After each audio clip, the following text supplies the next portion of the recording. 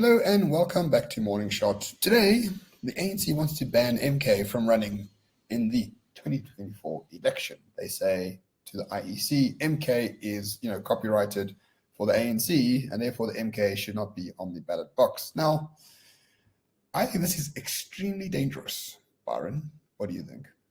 So the only reason the ANC wants to do this is because the current polling is showing that the MK party could get anything from 20 to 25% within KZN, 10% nationally, which obviously could impact the ANC's chances of getting above 50% come the elections this year. So it's a strategic move. They're trying to do it in order to take out an opposition party. They don't really see the DA as being a threatening opposition party, despite the DA doing their whole, policy conference outside of the Union building. Interestingly, they're not doing this because of the EFF. They see the main opposition in the elections as being MK. Specifically because I think we discussed this on the video before. If you win KZN and you kind of lose your other strategic hubs in the country, so obviously Western Cape, they've already lost, and the other one would be Gauteng. But we know that it's looking like that's going to be a coalition governed area in the elections. Lose KZN, you pretty much lost the election. So it's a battle for survival. If you ban Jacob Zuma for running in this election, what do you think MK people will do? Are they going to go back home and say, oh, well, the court said X, he can't run, so we'll just go home and just chill? No. Zulus are going to burn everything to the ground. Absolutely everything is going to be burnt to the ground. Do you think the July peaceful protests in 2021 were violent? This is going to be something we've never seen before. I think it is a calculated miscalculation by the ANC because it makes Jacob Zuma look like a victim of the ANC, which he is. And number two, if he's polling at 25% and 25% of those people's political party they're going to vote for is not going to be on the ballot box or the ballot paper, there's going to be violence. I know, does the ANC want violence in KZN? Do they want a repeat of 2021 and a repeat of the early 1990s? It sort of looks that way. The problem is that this is the way the ANC rolls, though. I mean, at the end of the day, the ANC, if you look at it, it's always kind of governed or got to power on the back of things like the People's War. The ANC is pretty much used to violence. And if you look at violence in KZN specifically, let's not forget what they did to the IFP. That itself is the subject of an entire episode in itself.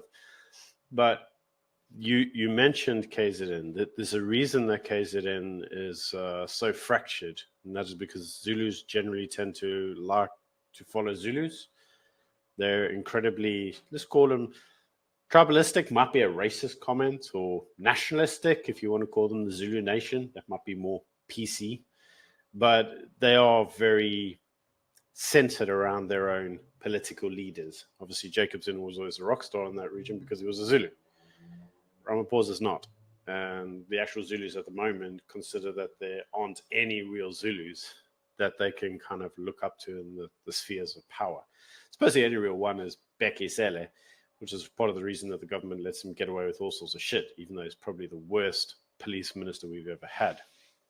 But the reality is, if you take away their only real rock star, they're going to feel isolated. And if they feel isolated, they're going to make it known.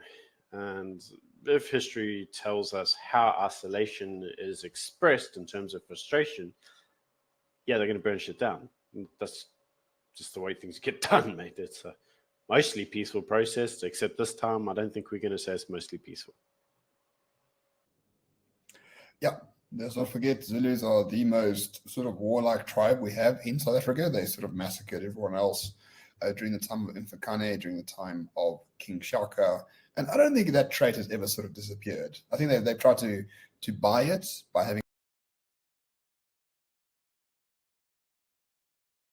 by paying them in times to come.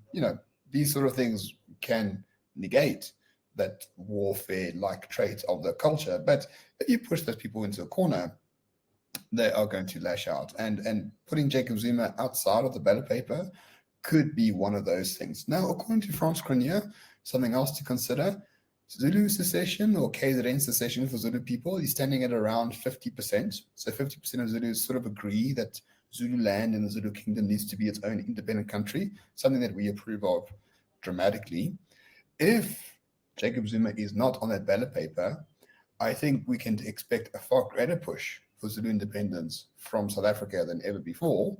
So maybe keeping Zuma into the fold is actually a good way to keep the unitary state together as well. But maybe the ANC isn't seeing that very well. No, I actually disagree with everything you're saying because there's a few points that actually we have to clarify. So when you talk about Jacob Zuma being on the ballot paper, let's not forget Jacob Zuma cannot be on the ballot paper because he has a criminal conviction from the Constitutional Court, noticeably for defeating the course of justice and not going there and giving some, bullshit evidence. But the reality of the situation is MK can appear on the ballot paper. Remember that in South Africa, we don't directly elect our politicians. We elect the political party, and it's the political party who's responsible for electing the leaders. So MK can appear on there. Jacob Zuma's face can appear on the poster, but he himself can't actually appear on the ballot box because technically speaking, he's unelectable. With that being said, that's already a battle. That's already a degree of contention. It's already upset some people in that area when they talk about Zuma's criminal conviction. You remember Zuma's approach to his conviction is that it was a bunch of captured court advocates that did it, and it was, part of the Ramaphosa campaign, and it was a, ploy and a something. So that's already a bone of contention. If you now take MK off the ballot box as well, that's going to cause problems because effectively you're going to have made a martyr of their leader. We still don't know if he actually wants to lead. He hasn't actually said he's leading the party. He just says he promotes it.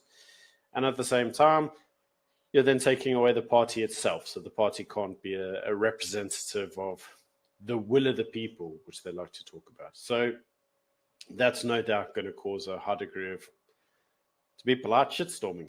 All right. I mean, all that is true, but we know that the Zulu royal family has been bought off for the most part. But do you think if they ban MK from the ballot paper, not just Zuma, MK, do you think a sense of greater autonomy for the Zulu kingdom will be the consequence of this ban? Right? You can go to the court and you can say let's ban it due to copyright claims.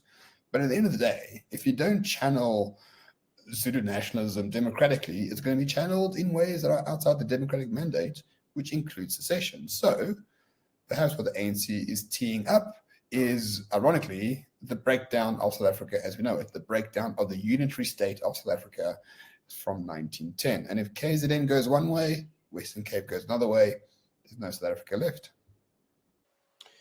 Yeah, I mean, there's going to be that person in the comment section that says this is what the ANC has been vying for all along. And I will say to you categorically that that's untrue.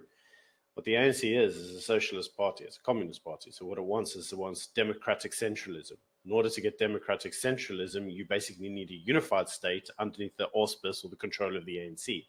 That's why the ANC does all this bullshit like NHI and district development models and blah, blah, blah, whatever other bull crap to centralize power within its command structures. The ANC itself has promoted the idea of democratic centralism, which is the idea that like the top 10 people have all the decisions in the entire country. And the only real positions of electability that you have is like the ministers, like it's almost like a one-party state. We've heard various ANC members voice support for the system, a system that they use in North Korea, for example. So this isn't in the auspice of what the ANC does. But as the ANC has basically fucked up the country, the net result is that people are looking at the destruction that the ANC have left, and they said, we want better for ourselves. And we have said, even on this channel before, that the chances of secession will probably come first from the Zulus before it comes from the Western Cape. So I think you're 100% correct. The case for Zulus going their own way, considering that they are very tribal, they are very kind of nationalistic within their ethnicity, and the fact that they may feel like the Pedis and the causes and whoever else. I mean, the causes are probably one of the largest group of unemployed people in the country. So all your taxes and your money is basically going through to allow those people to sit at home with a 350 grant. to a group of individuals that's highly nationalistic, this doesn't sit well. It's not just the taxpayers themselves that are sitting there going, ish, like these guys think the same. So it is likely that what the ANC will do is they will frustrate the Zulus nationally or from a nationalistic point of view. And yes, they may seek independence, which, as you rightly say, could be a good thing. So all in all, if the ANC pursues to get MK off the ballot box, I would recommend a few things. If you encase it in, stock up on ammo, like a lot of it. Set up all those networks that you created during the July peaceful protest in 2021, because if MK is not on the ballot, there is going to be hell to pay for everyone in KZN. So just be wary of that. So hopefully MK does run in the election for the sake of, well, the ANC and also for the sake of KZN.